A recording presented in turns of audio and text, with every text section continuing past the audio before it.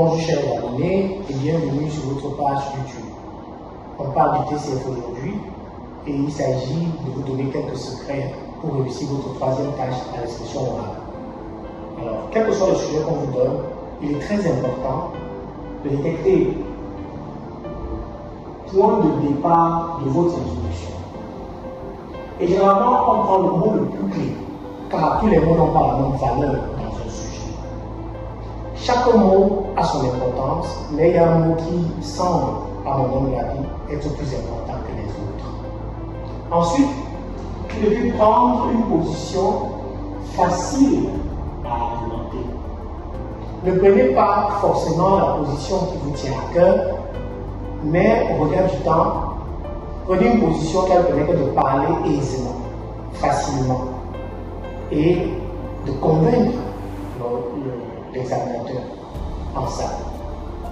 Donc, même si vous n'êtes pas d'accord avec un sujet, même si vous êtes d'accord avec un sujet, choisissez de prendre la position où vous allez parler le plus longuement possible, même si l'examinateur peut vous interrompre à tout moment, car il est libre de vous laisser parler pendant les 4 minutes 30 secondes ou de vous interrompre lorsqu'il se rend compte qu'il y a des sujets ou des points que vous n'évoquez pas en haut de switch. En troisième lieu, il faut gagner en temps. Ça veut dire que vous gagnez à faire une introduction assez longue, 30 secondes, 40 secondes, 45. Et si vous faites pareillement pour la conclusion, ça fait 45 fois 2, ça réduit considérablement le temps que vous allez faire au compte du niveau.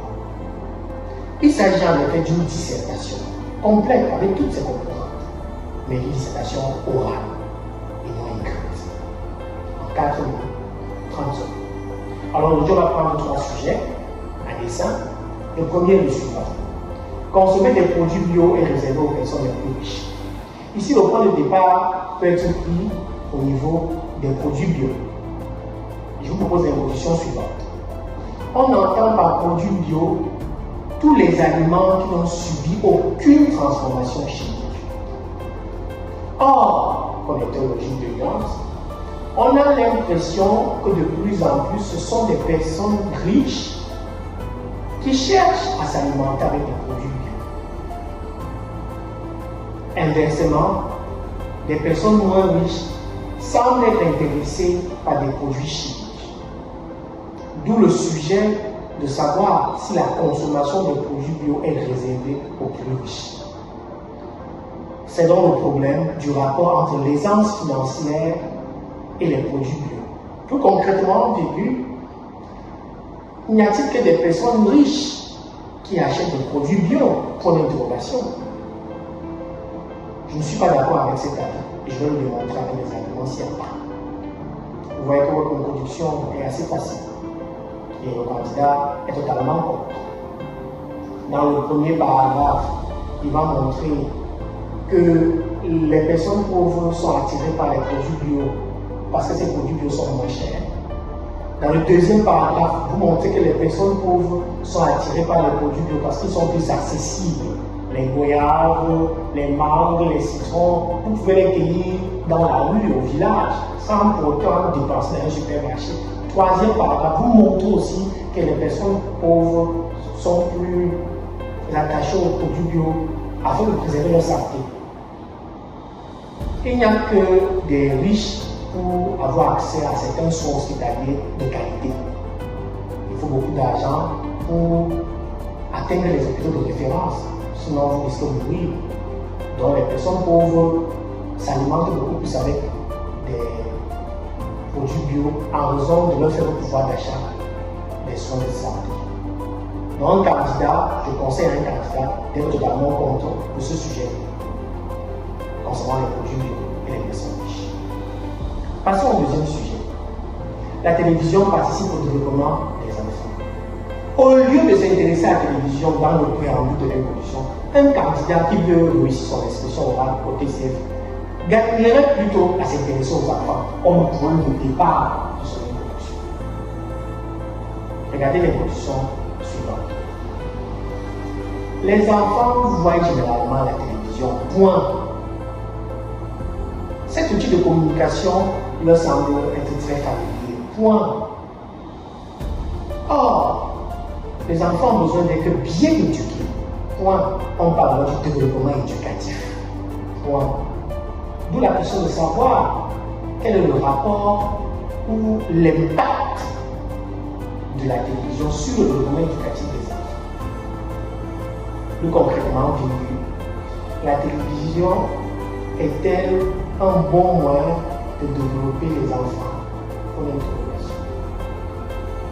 Oui, je le pense sincèrement, mais avec un peu de réserve. Il serait donc judicieux d'être partiellement d'accord avec ce sujet, comme je vais le démontrer avec les arguments ci-après. Quand vous dites ça à l'examinateur, c'est qu'il y aura 2 paragraphes pour la télévision et un paragraphe contre la télévision. Dans le premier paragraphe pour la télévision, vous montrez que la télévision permet à l'enfant d'élargir sa culture, d'élargir sa curiosité à travers des documentaires, des émissions et des journaux. Dans le deuxième paragraphe, vous montrez que dans la télévision, l'enfant gagne avec des jeux éducatifs comme Question pour un champion, que chacun a connu sur TV5, comme Qui veut gagner des millions de TF1, comme Génie en herbe qui passe à la RTI. Et l'enfant peut participer au jeu en étant téléspectateur. Par contre, dans le troisième paragraphe, vous montrez que la télévision a un impact négatif sur le développement éducatif des enfants à travers les images obscènes.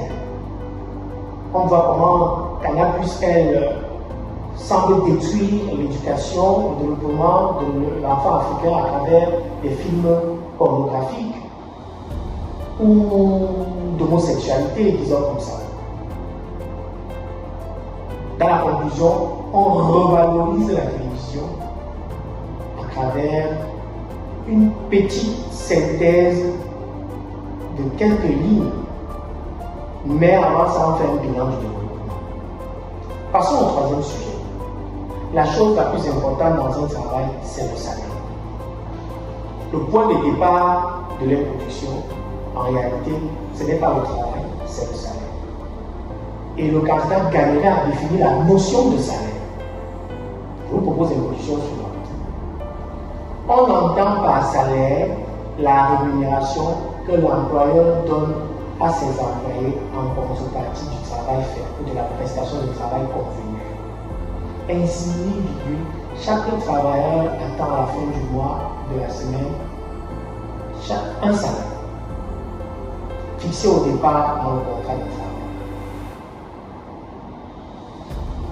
C'est donc à dire que ce qui motive le travailleur à bien faire la prestation de travail au sein de l'entreprise, c'est le salaire. D'où l'idée selon laquelle la chose la plus importante dans un travail, c'est le salaire. Mais est-ce vrai? Ce qui pose donc le problème de la valeur du salaire dans le monde professionnel. Autrement dit, le salaire est-il l'élément le plus capital lorsqu'on parle du travail? Je le pense, mais avec des réserves. Il serait donc judicieux d'être partiellement d'accord. Quand vous dites cela, l'examinateur sait bien qu'il y aura 2 arguments en faveur du salaire et un argument à la fin qui va dévaloriser le salaire. Vous pouvez prendre 1 minute pour l'argument 1 en faveur du salaire, une autre minute pour l'argument 2 en faveur du salaire et une dernière minute pour critiquer le salaire dans l'argument 3 du corps du devoir. En espérant que l'introduction à la conclusion oscille dans 1 minute 30 secondes. Ça fait les 4 minutes 30 secondes que vous avez à faire au TCF, tâche 3, expression orale. Dans le premier argument, vous montrez que c'est le salaire qui motive le travailleur à bien faire son travail à l'entreprise, comme vous l'avez déjà appris à l'introduction. Dans le deuxième paragraphe de votre projet de loi, vous montrez que le salaire sert même de classification des employés au sein de l'entreprise.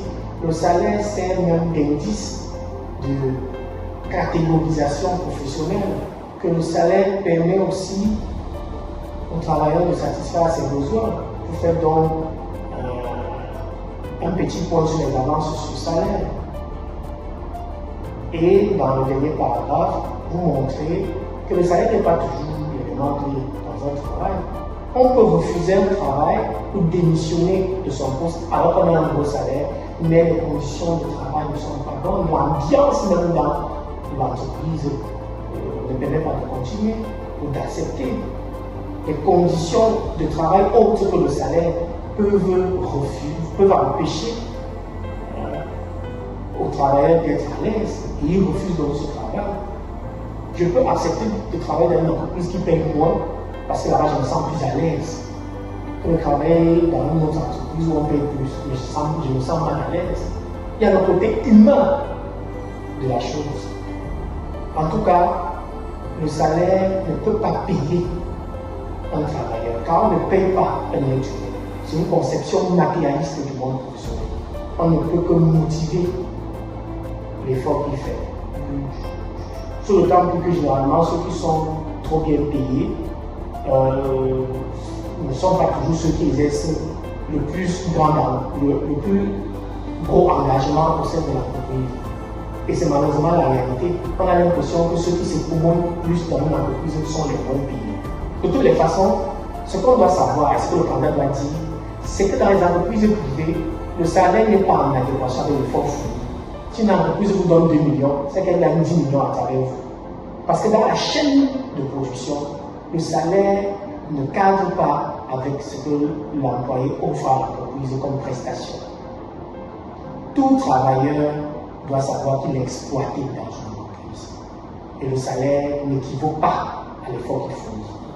Donc, on doit enlever de notre tête que le salaire est le point d'ancrage, le critère fondamental de choix d'un travail, comme je vous propose un image. En conclusion, le candidat revalorise un peu le salaire en disant que bon, si on travaille, on mérite quand même d'être payé et à temps. Voilà, chers abonnés, quelques éléments pour vous permettre de vous en sortir à la tâche de l'expression orale au TCF. Donc je récapitule, vous devez détecter le point de départ de l'évolution et regarder le mot le plus clé, mais de prendre position de manière à ce que vos propositions soient faciles à démontrer. Vous devez gagner en temps, en parlant doucement, en utilisant beaucoup d'exemples et pourquoi pas de citations si le sujet est à caractère littéraire ou philosophique.